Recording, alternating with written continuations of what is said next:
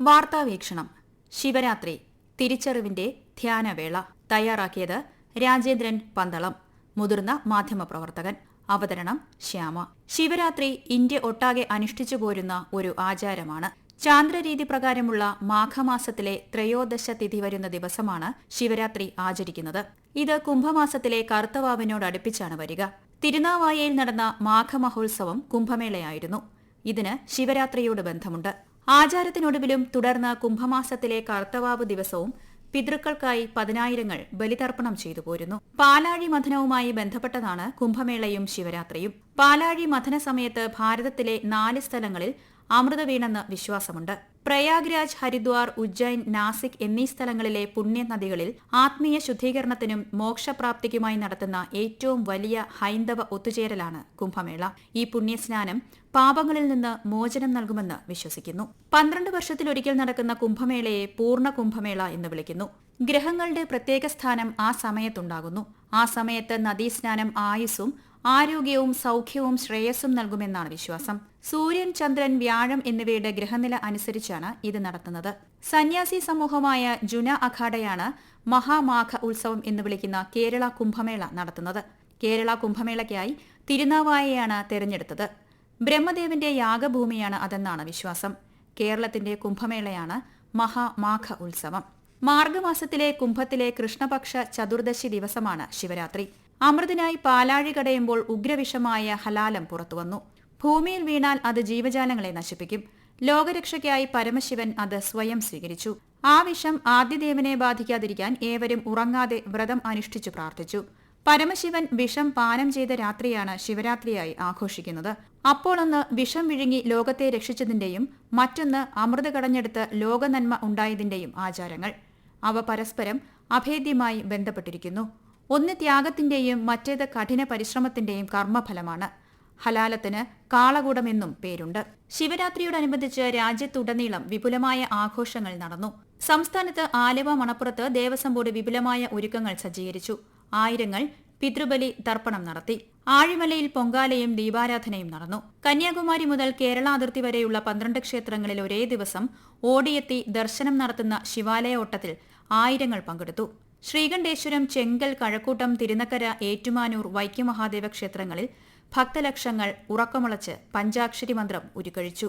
നട്ടെല്ല് വളയാതെ സുഷുമ്നാനാഡിയെ മേൽരേഖയിലാക്കി ശിവരാത്രി ദിവസം ഉറക്കമുളച്ചിരിക്കുന്നതിലൂടെ പ്രപഞ്ചത്തിന്റെ ശൂന്യതയെ നാം അറിയുന്നു. ശിവരാത്രിയിൽ ഭൂമിയുടെ വടക്കൻ അർദ്ധഗോളത്തിന്റെ സ്ഥാനമനുസരിച്ച് മനുഷ്യ ശരീരത്തിൽ സ്വാഭാവികമായ ഊർജ്ജപ്രവാഹം ഉണ്ടാകുന്നു. ഈ സമയം നട്ടെല്ല് നേരെ വെച്ച് ഉറക്കമുളച്ചിരിക്കുന്നതിലൂടെ ധ്യാനാവസ്ഥ വർദ്ധിപ്പിക്കുന്നു. ശിവനെ ഒന്നുമില്ലായ്മ അഥവാ വിച്ച് ഈസ് നോട്ട് എന്ന നിലയിലാണ് നിർവചിക്കുന്നത്. ശൂന്യതയാണ് ഭൗതിക സൃഷ്ടിയുടെ അടിസ്ഥാനമെന്നും ആ ശൂന്യതയെ അനുഭവിച്ചറിയാനുള്ള സമയമാണ് ശിവരാത്രിയെന്നും വിശ്വസിക്കപ്പെടുന്നു. ശിവരാത്രി ഒരു ഉണർവിന്റെ രാത്രിയാണ്. വ്യക്തിപരമായ പരിമിതികളെ മറികടന്ന് സൃഷ്ടിയുടെ ഉറവിടവുമായി ബന്ധപ്പെടാനുള്ള അവസരം. ശിവനെ ആദ്യത്തെ യോഗിയായി സങ്കല്പിച്ചു വരുന്നു.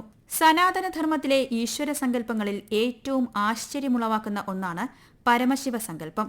സംഹാരമൂർത്തിയാണെങ്കിലും മംഗളസ്വരൂപനാണ്. കപാലമേന്തിയ ഭിക്ഷുവാണ്. കുടുംബനാഥനാണ്. ജഗത് പിതാവാണ്. ശ്മശാനവാസിയാണ്. ഭസ്മധാരിയുമാണ്. കാലിലും കഴുത്തിലും ഘോരസർപ്പങ്ങൾ. ചിലപ്പോൾ പുലിത്തോലണിഞ്ഞ്, ചിലപ്പോൾ ദിഗംബരനായി, വേടനായും നായാടിയായും ചണ്ടാലനായുമൊക്കെ പ്രത്യക്ഷപ്പെടും. കുംഭമേളയ്ക്ക് വരുന്ന നാഗസന്യാസിമാരും ദിഗംബരന്മാരാണല്ലോ. കൊടും തണുപ്പിലും അവർ പൂർണ്ണ നഗ്നരാണ്. ശിവൻ ജ്ഞാനസ്വരൂപനാണ്. സകല കലകളുടെയും വിദ്യകളുടെയും ഉറവിടമാണ്.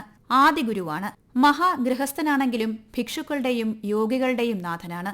ശിവരാത്രി ഉപവാസം കൂടിയാണ്. ആഹാരം വെടിഞ്ഞുള്ള ഉപവാസം ശരീരത്തിനെയും ശുദ്ധവായു മനോനിയന്ത്രണവും വർദ്ധിപ്പിക്കും. ശിവപ്രീതിക്കും കാരണമാകുന്നു. പരമശിവൻ നൽകുന്ന സന്ദേശം പരമത്യാഗത്തിന്റേതാണ്. ആ മാതൃക ഉൾക്കൊള്ളാനുള്ള ഉൾക്കരുത്ത് നമുക്കുണ്ടാവണം. ഉപവാസം എന്നാൽ ദൈവത്തിനടുത്ത് ഉപസ്ഥിതനാവുക എന്നുമുണ്ട് അർത്ഥം. ശിവൻ നൃത്തത്തിന്റെ നാഥൻ കൂടിയാണ്. നടരാജൻ എന്ന ശിവന്റെ അപരനാമം നടനത്തിന്റെ രാജാവ് എന്ന അർത്ഥത്തിലാണ്. അദ്ദേഹത്തിന്റെ നൃത്തരൂപം പ്രപഞ്ച നൃത്തത്തിന്റെ പ്രതീകമാണ്. ചാക്രികമാണ് കാലത്തിന്റെ യാത്ര. അതാണ് കാലചക്രം എന്ന് പറയുന്നത്. അതിൽ സംഹാരവും സൃഷ്ടിയുമുണ്ട്. അവയുടെ അനന്തതയാണ് ശിവൻ. കോസ്മിക് ഡാൻസ് എന്ന സത്യത്തെ നൂതന ശാസ്ത്രവും അംഗീകരിച്ചിട്ടുണ്ട്. ഓരോ അണുവും ആ നൃത്തം അനുകരിക്കുന്നു. അതുകൊണ്ടാണ് ജർമ്മനിയിലെയും ബ്രിട്ടനിലെയും പ്രമുഖ സർവകലാശാലകൾക്കുള്ളിൽ ശിവനെ പ്രതിഷ്ഠിച്ചിരിക്കുന്നത്.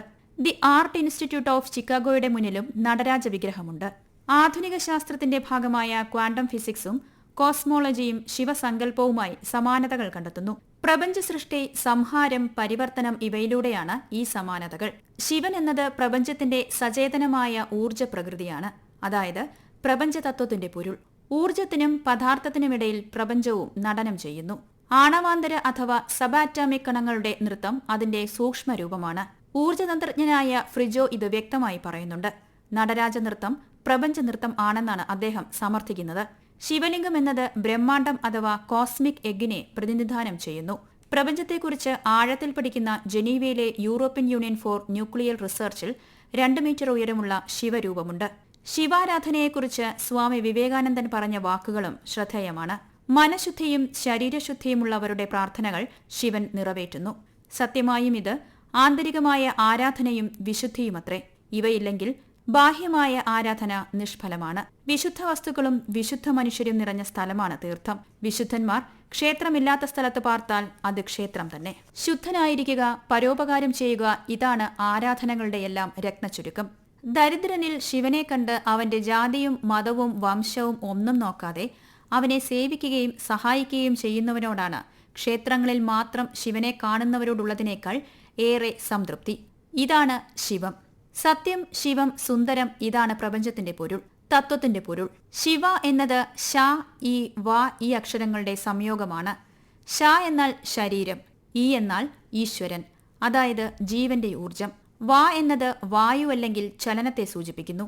അങ്ങനെ ശിവൻ ജീവനുള്ള ചലനമുള്ളതുമായ ശരീരത്തെ പ്രതിനിധാനം ചെയ്യുന്നു. ശിവനിൽ നിന്ന് ഈ നീക്കം ചെയ്താൽ ശവ എന്നാകുന്നു, അതായത് നിർജീവ ശരീരം. ഈ ശിവതത്വത്തെ തിരിച്ചറിയുന്നത് നമ്മെ ആനന്ദത്തിലേക്ക് നയിക്കുന്നു. ശിവന്റെ ഇരിപ്പിടമായി സങ്കല്പിച്ചിരിക്കുന്നത് കൈലാസമാണ്. അത് ഹിമാലയത്തിലാണ്. ഹിമാലയത്തിൽ നിന്നാണ് ഗംഗയുടെ ഉത്ഭവം. ഋഷികേശിലും ഹരിദ്വാറിലും ധാരാളം സന്യാസിമാർ തപസ് അനുഷ്ഠിക്കുന്നു. ഗംഗയുടെ തീരത്ത് തന്നെയുള്ള കാശി വിശ്വനാഥ ക്ഷേത്രം വിശ്വവിഖ്യാതമാണ്. കേദാർനാഥും ശിവഭക്തിയുടെ കേദാരങ്ങളാണ്. നമ്മുടെ അസ്തിത്വത്തിലേക്ക് ആഴത്തിൽ പോയി ശിവനെ, പ്രപഞ്ചനാഥനെ അനുഭവിക്കാനുള്ള സാധ്യതയാണ് മഹാശിവരാത്രി നൽകുന്നത്. മഹാശിവരാത്രി ആത്മീയ ശക്തി ആർജിക്കാൻ പറ്റിയ അവസരമാണ്. നമ്മൾ ശിവനാണെന്ന് നമ്മെ ഓർമ്മിപ്പിക്കുന്ന ദിവസമാണതെന്ന് അദ്ദേഹം പഠിപ്പിക്കുന്നു. ശിവോഹം, ശിവോഹം എന്ന മന്ത്രത്തിനർത്ഥം ഞാൻ ശിവനാകുന്നു, ഞാൻ പൊരുളാകുന്നു, ഞാൻ സത്യമാകുന്നു, ഞാൻ അനശ്വരതയാകുന്നു എന്നാണ്. ഉത്തിഷ്ഠത എന്നാണ് ശിവരാത്രി നമ്മെ ഉദ്ബോധിപ്പിക്കുന്നത്. അതായത് ഉണർന്നിരിക്കുക, ധ്യാനലീനമായി ആത്മസാക്ഷാത്കാരം നിർവഹിക്കാനുള്ള അവസരമാണ് ശിവരാത്രി. യോഗികളെ സംബന്ധിച്ച് എല്ലാ ദിവസവും ശിവരാത്രിയാകുന്നു. നിങ്ങൾ ഇരിക്കുന്ന ഇടത്ത് നിങ്ങൾ ഈശ്വരനെ കാണുന്നില്ലെങ്കിൽ മറ്റെവിടെയും നിങ്ങൾക്ക് ഈശ്വരനെ കാണാനാവില്ലെന്ന് അദ്ദേഹം പറയുന്നു. പ്രപഞ്ചത്തിന്റെ ഭാഗമാണ്, അതിൽ നിന്നും വേറിട്ടതല്ല മനുഷ്യൻ എന്ന അഭേദം അഥവാ അദ്വൈതമാണ് ശിവരാത്രിയുടെ സന്ദേശം. നിങ്ങളുടെ ഇന്ദ്രിയങ്ങളെയും മനസ്സിനെയും നിയന്ത്രിക്കുക, നിങ്ങളുടെ ഹൃദയത്തിൽ സ്രഷ്ടാവിനെ കാണുക. ആദിഗുരു ശങ്കരാചാര്യർ പറഞ്ഞിട്ടുള്ളതാണിത്. ശിവൻ ഒരു ദേവൻ മാത്രമല്ല, അതായത് പരമസത്യവുമാണെന്ന് അദ്ദേഹം പറയുന്നു. ശിവനോടുള്ള അദ്ദേഹത്തിന്റെ പരമഭക്തിയുടെ കൃതിയാണ് ശിവാനന്ദ ലഹരി. ശിവസങ്കല്പം എന്നത് യജുർവേദത്തിലെ പ്രസിദ്ധമായ ഒരു മന്ത്ര ശൃംഖലയാണ്. തന്മേമന ശിവസങ്കല്പമസ്തു എന്നതാണ് ഇതിലെ പ്രധാന മന്ത്രം. എന്റെ മനസ്സ് ശുഭസങ്കല്പങ്ങളാൽ നിറഞ്ഞിരിക്കട്ടെ എന്നാണ് അർത്ഥം. ശിവനെ ബ്രഹ്മമായിട്ട് തന്നെയാണ് ശങ്കരാചാര്യർ സങ്കല്പിച്ചിട്ടുള്ളത്. നാഗേന്ദ്രഹരായ ത്രിലോചനായ എന്ന ശിവനെ അദ്ദേഹം സംബോധന ചെയ്യുന്നു. ശിവം എന്നതിനെ മംഗളം, ശ്രേയസ്, ശുദ്ധത എന്നീ അർത്ഥങ്ങളാണ്. ആ അർത്ഥങ്ങൾ ഉൾക്കൊള്ളാനുള്ള ധ്യാന മുഹൂർത്തമാണ് മഹാശിവരാത്രി. നിങ്ങൾ കേട്ടത് വാർത്താവീക്ഷണം.